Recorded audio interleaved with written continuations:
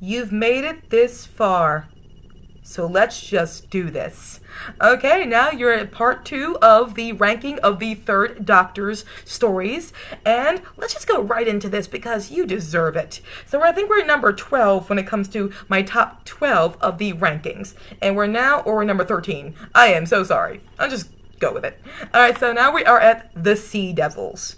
Okay, this was the very second episode I saw, or second story I saw of classic Doctor Who. This is what cemented and got me really into classic Doctor Who. I know some people don't like it because it's a repeat of the Silurians practically, but I have such a fun time, watching this, and it's the same writer, so it's like, I'm fine with that. Or same writer kind of repeating himself. It's the same, and it's very similar creatures anyway. And the Master, it works well the way he's in this. The Doctor and Joe Grant are just perfect together as a TARDIS team. This story is large. It's epic. The only gripe I have is I feel like the Sea Devils could have been designed a little bit better, but that's a super nitpick. But I really much love this story such a great deal. And you know what? If this was not as good as it was, I don't know if I would have gotten into Classic Who, but it got me into Classic Who, and it cemented my love for it, and I will therefore always owe the Sea Devils. Next one we're at, it is the Green Death. Okay, the Green Death, this is very strange. Remember how the Sea Devils was the first story I saw of the Third Doctor era? This was the second story I bought of the Third Doctor era, and because it was like nice and not expensive at all. And so I just meet Joe Grant, and now I'm saying goodbye to Joe Grant because this is her departing story. Talk about this mind warping you. But God, do I love this story. The maggots scare the crap out of me. They really, really, really do. The Doctor getting the crystal at Metabilities 3, and I love the way Metabilities 3 looked, and as you saw in my previous video, you know that the importance of Metabilities 3 and the crystal he got, but it also weaving its way into the storytelling as well. It's not just plot filler, no, it wove its way into the story. The character of the boss was absolutely wonderful, and the mind control, and the guy who killed the boss, the guy who the boss was controlling, that was awesome. And I know you got the green screen, of course, like you see the outline of the actors on the green screen with the maggots behind them. I don't care, so what? The green screen didn't work out that well. I don't care. I don't. This was a whopping good story. It was effective. It talked about the environment without being preachy. No, it's a darn good story. Now, we're at number 10. I do not own number 10. It's expensive to buy. It is the Day of the Daleks. Okay, you know what? This one, here's the story behind this one. I did not see this story for so long because I heard bad things about it, where people said that they just threw a shit ton of crap together and molded into a storyline, and that was Day of the Daleks. This has now taught me not to ever listen to people. Day of the Daleks is a very well done, well thought out story with excellent pacing that does not run, outstay its welcome. It's just simply that you have to get to the ending to understand everything that happened before it. It was a story that almost like not worked backwards, but it kind of did work backwards. An idea of when the 11th Doctor in Time of the Doctor, he said, you can't change history if you're a part of it. And that's what happens here, where it's like the characters can't change history in some ways when they're a part of it because they become a part of the time paradox. That is really good. No, I freaking love that story. And that cements my idea of what I always say about Dalek stories. If you want to write a good Dalek story, it has to be good even if Daleks were not in it. There we go. So I think we're at number 9 now. Number 9 is The Three Doctors. Okay, The Three Doctors, whoa. It's perfect for me. It's one of my favorite multi-Doctor stories. These two are amazing together, and William Hartnell, of course he's good, it's just simply that he was sick, so he couldn't film him that much. The story is good of Omega, he creates, he's in this world of antimatter, and then it turns out he dissolved over time, but he sucked them in there so he can go back to the world of matter, and he sucks even Unit HQ completely into the black hole, and Joe Grant being awesome, the Brigadier being so fun and enjoyable. God, I love the Brigadier. I love him so much. Even when he's wrong, I love him. And Sergeant Benton being just adorable and incredible as always too. And it's just a darn well done story. This could have been a failure. This could have been a big mistake, but it wasn't. It was downright pretty much perfection. Down to even the last line where the wife is telling to her husband, "Where have you been?" And he's like, "You wouldn't believe me if I told you. Put the kettle on." Perfect. Next one we're at is The Time Warrior. Okay, this is like the first story of the Third Doctor's last season, introduces Sarah Jane Smith, and what an introduction. Sarah Jane Smith, she suffers from the shock of what been thrown into for a whopping a few minutes, and she just takes control, keeps her wits about her, and she just adapts to being a companion so very well, but it doesn't feel contrived in any way. It still feels organic. The Centauran, we have the Centauran here, Lynx, and he is again, this is our first time seeing the Centaurans.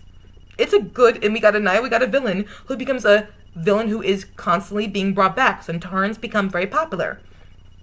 And the idea of the scientists being taken on their own time and brought to the medieval time so he could prepare his ship. It's just all good stuff there. Very good story. Not overrated at all. Next one, Carnival of Monsters. I know that some people do not like this story. I could not care about your opinion worth a bit.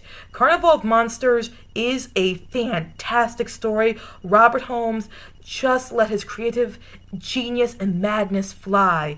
The Dressics, or the Plesiosaurus, they're awesome. The Doctor and Joe Grant are wonderful as always. The idea of all this happening in a scope. And then the ship with the Dressics coming up out of the water are always around him and then repeating itself. And the way the repetition happens, it never becomes annoying. The repetition is just amusing. It's downright amusing. And it's bright. That's another thing I love about the third Doctor era. It's just so beautifully bright. And I love that.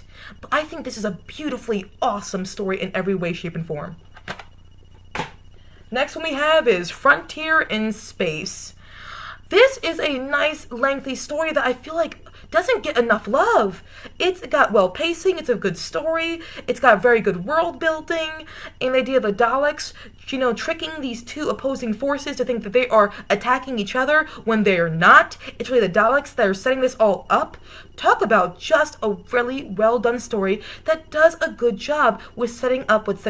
The Master is in it, and he is, again, very well utilized in it. He's not overused. He is perfect. And Jo, she's learned to, resist the mind control he has. Good old Jo.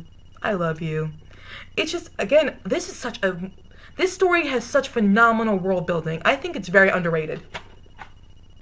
Now, this next one I do not have as well because it's usually around $100. I think we're at number 5 now, and that is The Mind of Evil. God, I wish I owned this story. I wish I owned this story. It is, to me, the best episode of the Third Doctor's second season. It is perfection. I'm not going to say anything more about it. It's just a darn good story. This is. If you don't, seriously, try and go watch it. So next one we have is Doctor Who and the Silurians. This, to me, is what cemented the awesomeness of the Third Doctor era. This is a 7-parter that I never get bored watching. And the part where the Silurians, they unleash the disease that, is killing all these people, and the Doctor has to go and solve this problem, it just helps things escalate. In the Brigadier, I do like it shows how complicated the situation was, where the Brigadier was given orders to blow up the Silurians. He does it. The Doctor is mad, but he still will go on to work for the Brigadier, because he knows it was a complicated situation. It is, and it's just... It shows how with the Third Doctor, he's a pacifist, he's all about peace, but at the end of the day, he knows how governments do work. And he does not abandon the Brigadier after this, and he does not abandon UNIT. He still continues to work and help them after this. And showing the dynamic of the Third Doctor, and his, he is just, he's a very logical Doctor, he's a very reasonable Doctor in that regard. And Liz Shaw is perfect as always. She just is. In this, absolutely awesome. UNIT is a great addition. It's just a very good story. Doctor Who and the Silurians, one of my favorites. I think now we're in the top 3, but I could be wrong. Now we have Invasion of the Dinosaurs. Okay, yes, I know the special effects are not that great. I'm sorry, I don't care. Oh, never mind. I'm not sorry. I definitely don't care. And I'm not sorry that I don't care, because this story is wonderful. And honestly, the special effects kind of add to its charm for me. But the dinosaurs are not the main point. They're actually a decoy to distract you from what is really happening. That they're these scientists who are trying to send the world back to the golden age. And Mike Yates, I think from his devastation he underwent after the Green Death, now he's just so shell-shocked. He leads to him believing in this message, and it turns out, there never was a golden age. But this story does the incredible. Okay, when it comes to classic Doctor Who,